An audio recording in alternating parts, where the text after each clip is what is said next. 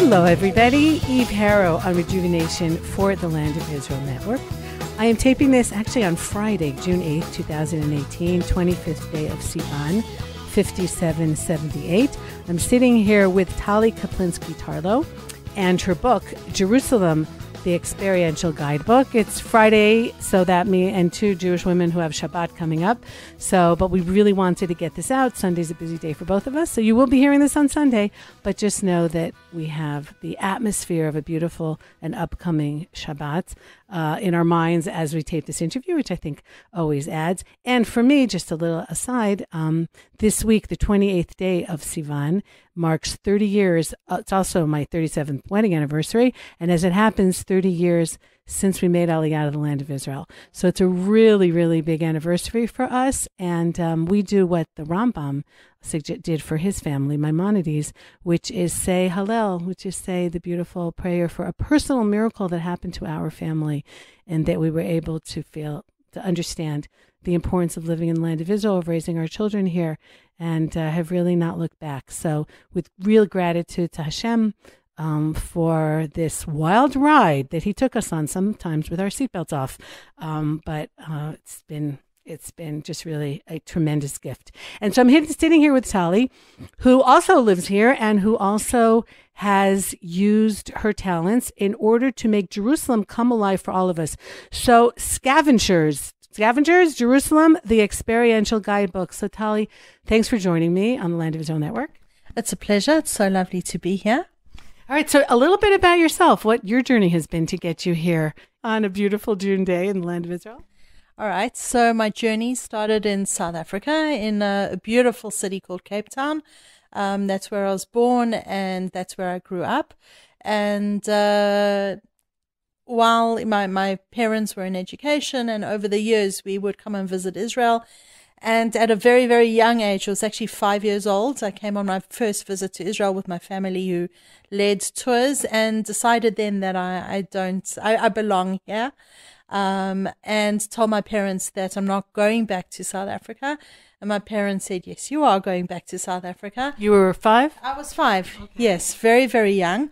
And I went back because I was 5. And then years later, when I was 12, we came again on a sabbatical to Israel. And I told my parents I'm not going back.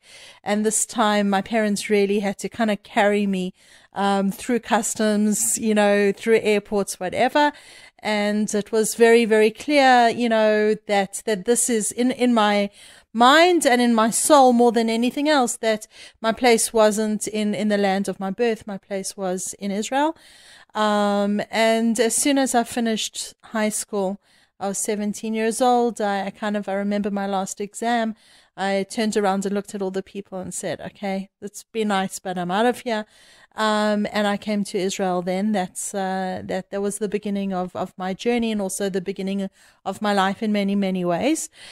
And so let me just say how much I'm relating to you. By the way, listeners, I have not heard this story before. It's not like I sit and do all this investigative journalism on a lot of my guests. I also like to be surprised and then let the conversation go where it flows. And I thought I was young because I came to Israel at 8 and fell in love. This is like a soul click. It's an neshama thing. Like, you have just been here. We have Land of Israel souls. But it turns out that I was a late bloomer because this happened to you when you were 5. Although I didn't come when I was 5. Maybe it would have happened then.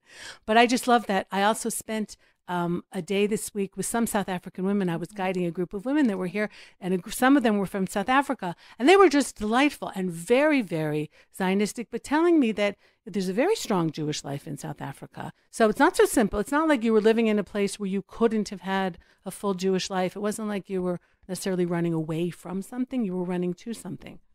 Absolutely. I mean, as a community, there's never any reason to run away. Because there is a very rich, Jewish life, and a very comfortable life, as well.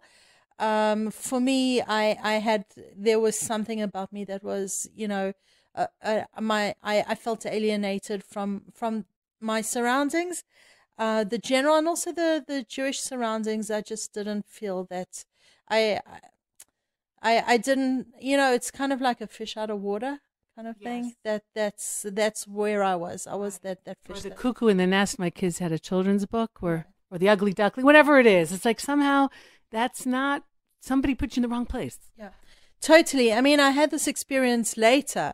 Also, when I was already a young family with my husband and kids, we went to England for 5 years to teach in the Jewish community there. And it was fabulous, an amazing experience in London. And I still have relationships with a lot of my pupils, and it was great. And I was a young mother at the time. And I always used to ask myself, while I was there, why am I just happy with teaching? Why don't I want to do more? Why don't I want to excel? Why don't I want to be a head of department? Teaching was wonderful, and I put my heart and soul into it. But why didn't I want to be, a teacher plus?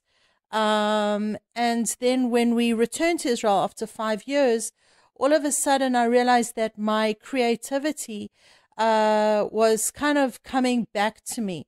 And I could be a teacher, and I could be whatever else I wanted to be. I could reinvent myself. I could create curriculum, and I can go out and guide the curriculum. And I could do, there was no limits. I didn't want to be limited to one definition of myself. And that's what was confusing me when I was in England, that I was prepared to be limited to, Tali as a teacher or Tali as a mother. And that was good enough for me.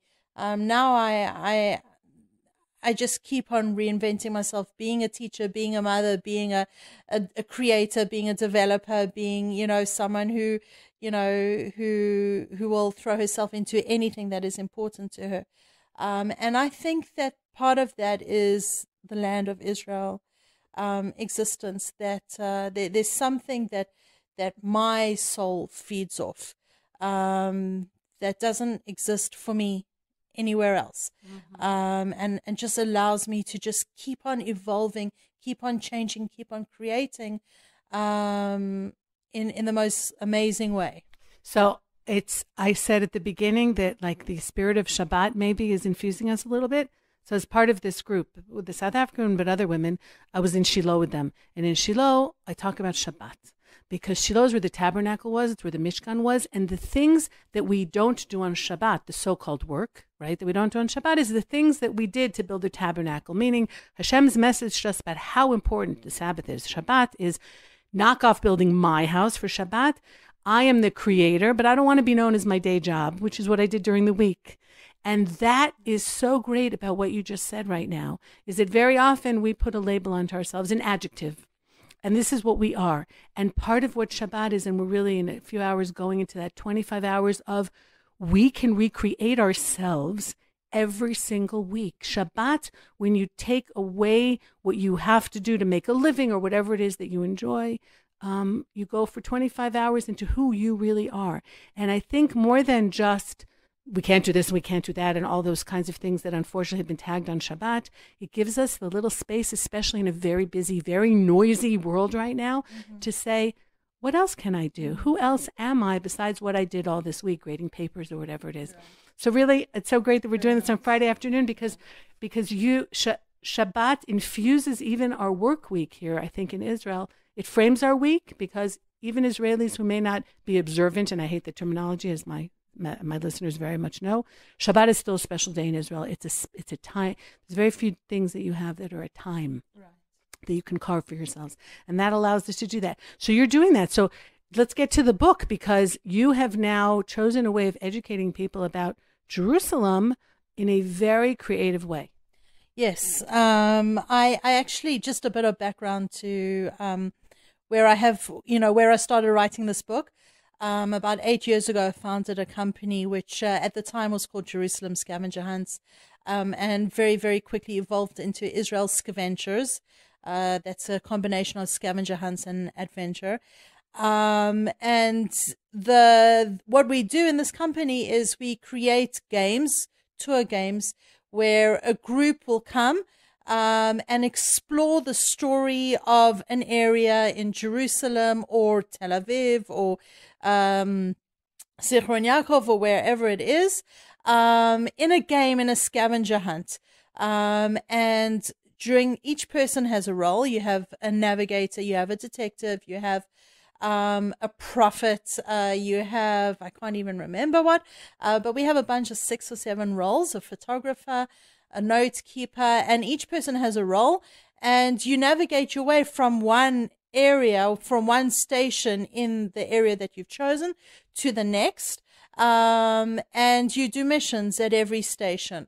So I founded the company about 8 years ago, and very, very quickly the company saw a lot of success. Within 3 months, I'd hired 8 guides to work for me. And we're excellent, by the way, because I have also done scavenger hunt. It's in the old city of Jerusalem with some of your guides. Oh, amazing. Yeah. That's amazing. So, so I've got great guides. And what I decided to do is, people always at the end of a game would say, oh, can we buy the material?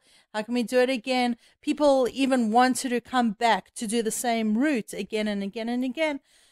Which is why I started, developing other routes in other areas in Jerusalem and outside of Jerusalem. And I decided that what I really wanted to do is make the routes as accessible to people as possible, because the experience is so meaningful and is so inspiring and so educating. Yet it doesn't feel that way. It just feels like fun. Which should be the goal and the way of educating. Just to sit and look at a board is ridiculous. And hear what we have in Israel. And I feel as an educator also, because at least in Hebrew, a mora derech is not a tour guide. It's an educator on the way. And Israel is my classroom. And that makes it so much more meaningful. But as you said, it should be fun. If you're learning in a fun way, it's completely different than feeling like, oh, these facts are just being rammed down my throat. Exactly. That's always, the way I've approached as a formal teacher in the classroom. I've always tried to sit and figure out, how do I make the experience, how do I make the lesson experiential so that they feel the story, they feel what they're learning. Not just learning by rote. So that's how my business, that's kind of the foundation of the business, my company, the Israel ScaVentures, and it's also the foundation of the book. So when it comes to the book, so somebody could say, all right, you know what? I don't have to use your guides and pay your company because I've got the book, so I can do it by myself. So was that a consideration when you put this out there, that you might be undermining a little bit some of what you do?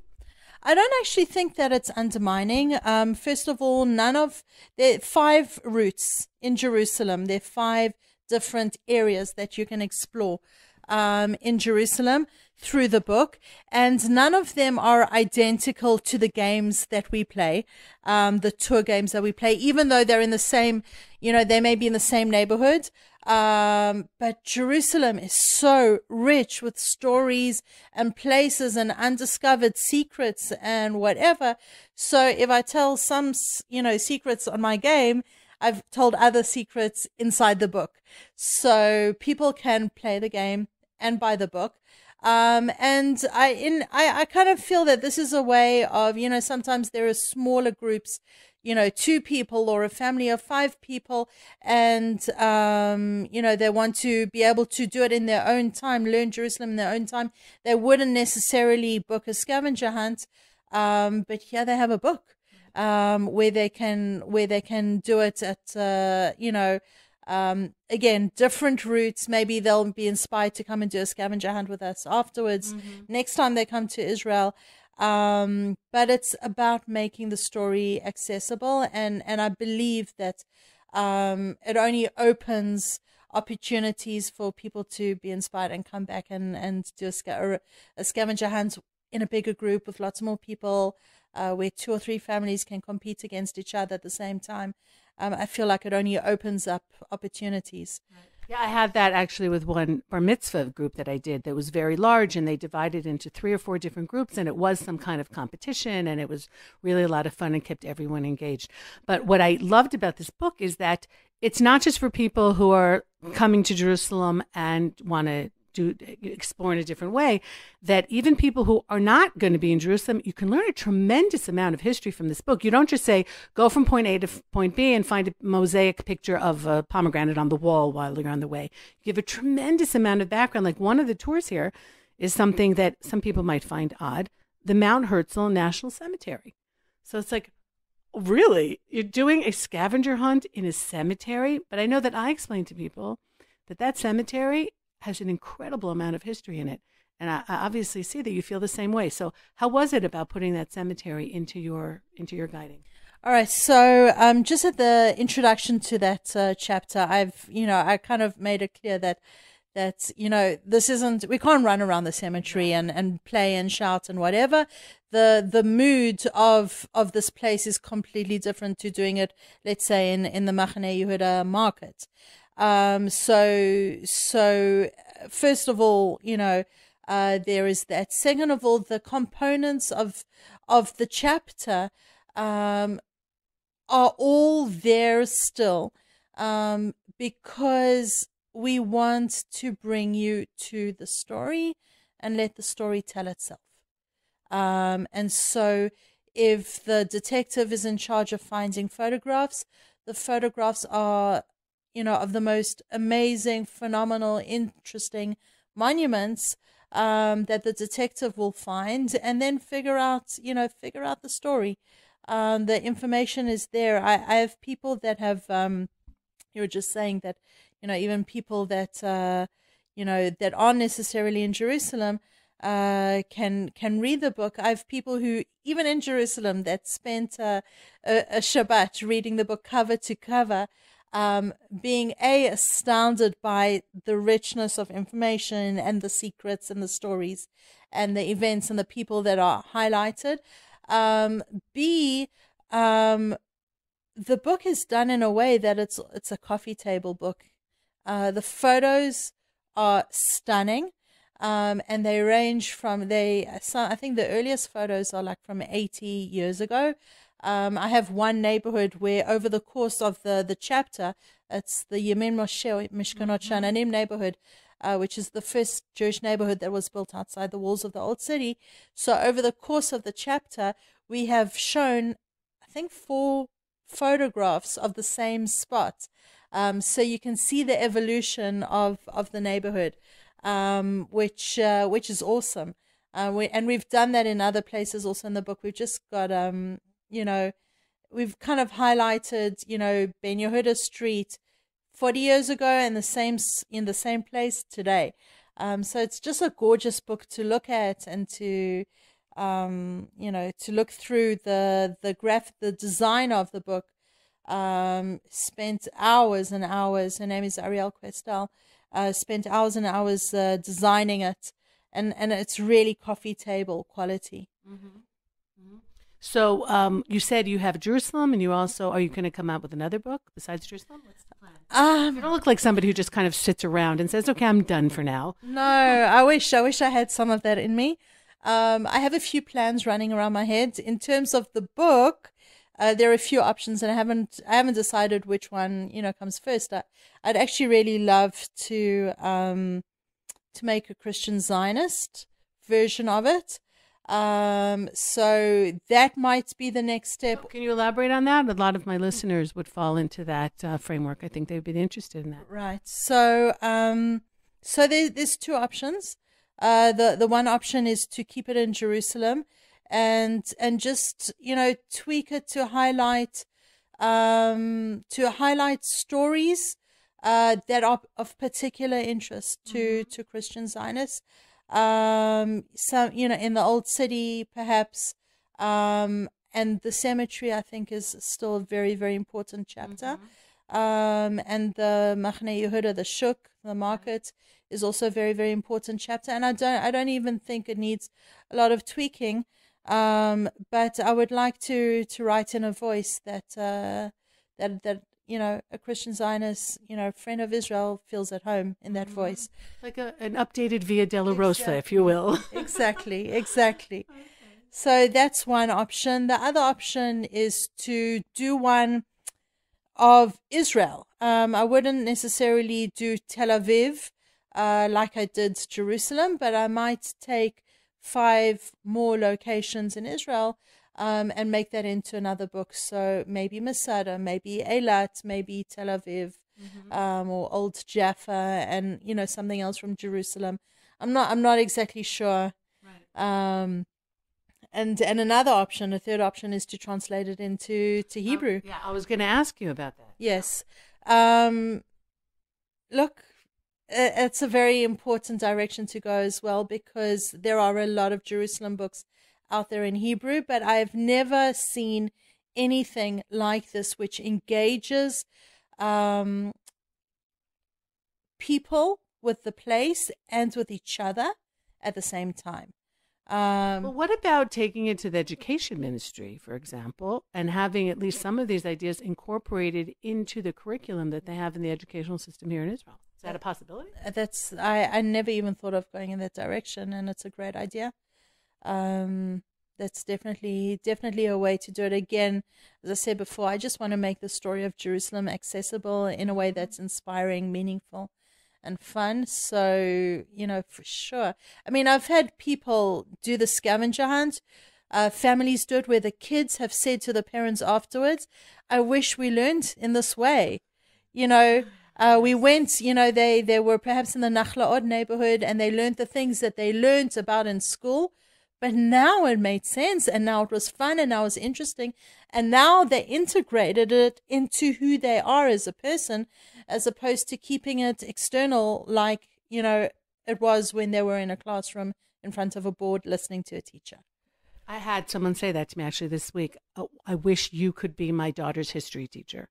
Because when you're here, you make it come alive in a way that just doesn't happen. Look, you're a longtime educator. I think we're all going to agree from wherever we're sitting that education needs to be changed, and changed radically in almost every level, be it secular studies, be it religious studies. There's so much out there that is grabbing our children's attention that's not necessarily what we want them, where we want them to go. Right. And so the education is and all that, the garbage is fun, and nobody's got any attention span anymore. So I think that this is really a brilliant way of doing that. Has this changed your classroom methodology, that you're out of the classroom so much that you see that? Do you feel limited now when you're in a class? I'm actually never in the class anymore. Oh, okay. The world is my classroom. The streets of Jerusalem are my classroom. Yeah, yes. That's, at a certain stage, from the time that I founded the company, it was clear to me that the walls couldn't hold you in anymore. No more. Mm-hmm. And how about your kids? Have they benefited from what you're doing here? Do they, like, when you're, say, thinking of doing a chapter, are they your experiment? You like how a baker, right? The family's gonna eat all the stuff before she actually nails down the recipe. So do you drag your husband and kids out into the streets and see what's working for them, and then maybe that helps you with the books? So it's a combination of the baker whose kids get lots and lots of food, and the shoemaker whose kids go shoeless. Yes. And I'm married to a physician, so we don't even want to go there with the rest of that sentence. Right, exactly. So my kids have definitely benefited from it. They're not generally the first people to try it out. I do often try out the scavenger hunts or new routes and whatever on other people, not generally on them. But my kids love being part of the action. One of my daughters, often, if I've got a very big event, is my right-hand person. She is fabulous, put together, organized, does my billing at the end of the month. She's 15 years old. And she's just like you, an early bloomer. I think she's much earlier bloomer than me. I was actually a late bloomer in terms of that. I didn't really find my place until I got back here to Israel. So one of my kids, is that. Then the rest of the family just come along whenever I have big events. They come along. They're playing. They're enjoying. There in Hebrew, there's a word, it's actually a Yiddish word called nachas. Nachas means, the joy of, I don't even know how to translate it. The tremendous joy and satisfaction that you get, especially from your children, when you see them doing something that just is making the world a better place, that you just know is like, this is I'm so proud of them. This is a wonderful thing, but it's a word that's very difficult to translate. Yeah. Right. So my kids get that from me. Yeah, I get it from them as well. But my little son, when he saw me run an event and speak in front of 500 people, and he never forgot that, and I like to feel like I'm inspiring my kids to be the best that they can be, to pursue their dreams, to follow that, that calling inside of them, to do what is meaningful, and they see it on me. And I think in that way, it's a very unique kind of parenting opportunity. And in that way, they benefit a lot. But besides for that, at the end of the summer, when all the summer camps are over, I'll be taking my kids with the book that's sitting in front of us, and we're going to learn Jerusalem again. Through the chapters. We'll go to the market. We'll go to the old city. We'll go to the first neighborhood, Yemen Moshe, and we're going to explore it. Just like anyone else would do with their family and kids. Mm-hmm. Did anybody ever, I always have to ask this question, have any security concerns when they say, we're going through the old city? Because unfortunately, that's what's on people's heads, and it's understandable. I know I come up to that when I want to take people, say, to a place like Shiloh or Hebron, we really want to go, but. And even though we all want to say, we're all going to do it anyway, we don't let the bad guys dictate our day, there is, a certain sense of responsibility about putting people in situations. Does that ever come up? In terms of the book, people can, first of all, the maps that we've given are very, very well written, and it's very clear that everything is on Mount Zion and the Jewish Quarter, which are wonderful places to hang around, wonderful and tranquil, except for when it's festivals, when it's crazy and wonderful as well. So the map makes it very, very clear what areas, are, nice areas to hang around and that feel safe. And also what's nice about the book is you choose when you want to go and when you feel good about it and the time that you want to go and whatever. So because there is so much of a you choose when you go out, I haven't really had people saying to me, is it safe? Is it whatever?